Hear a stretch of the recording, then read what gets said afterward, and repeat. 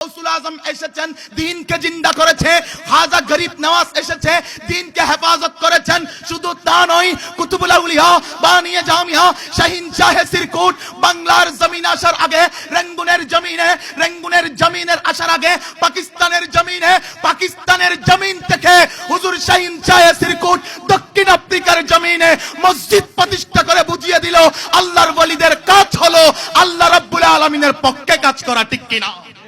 হাত তুলে বলুন ঠিক না বেঠি? শাহিনশাহ সিরকুট হুজুর কেবলা শাহিনশাহ সিরকুট রেঙ্গুনের জমিনে আসার আগে দক্ষিণ আফ্রিকায় মসজিদ করলো, পাকিস্তানের জমিনে মাদ্রাসা করলো, আস্তে আস্তে রেঙ্গুনের জমিনে এলেন, বাঙালি জামিয়া মসজিদে খেতাবতের দায়িত্ব পালন করলেন।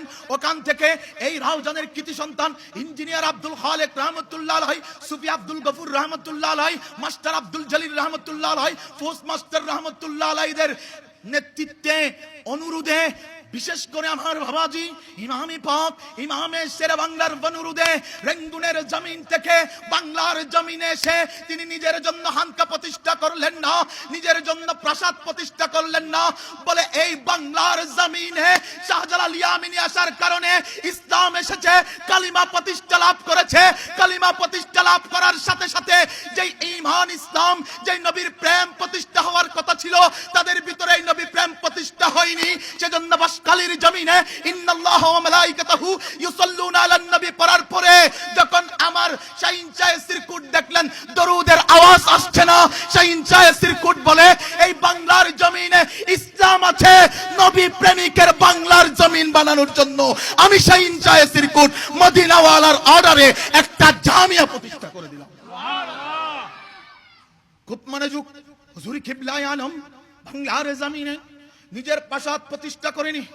আপনারা দেখবেন আজকের দিনে যারা গাদিরে কম করছে, ঈদে গাদিরে কম পালন করছে, তারা ইরানের টাকায় এই দেশে নিজেদের প্রাসাদ রেডি করছে।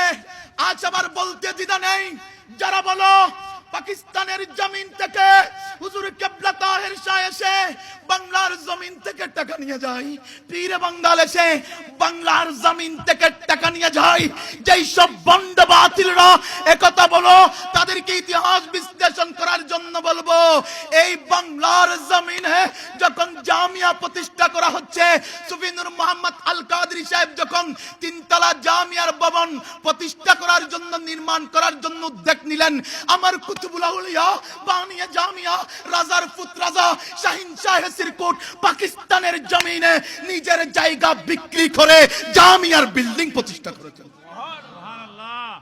এই দেশকে দিয়েছেন তারা। এই দেশের স্বাধীনতা যুদ্ধে হুজুর কিবলা তৈয়ব সারা অবদান আছে। ইনশাআল্লাহ আজকে এখানে কথা দিলাম, আগামী স্বাধীনতা দিবস আসার আগে সাইফুল ইসলাম নিজামীর আর কলম বন্ধ রাখবে না। অনেকদিন কলম বন্ধ রেখেছি, আমাদের মুরব্বীরা বলেছিল জবান বন্ধ রেখেছি, কেন আজ আমরা কলম বন্ধ রাখবো, জবান বন্ধ রাখবো?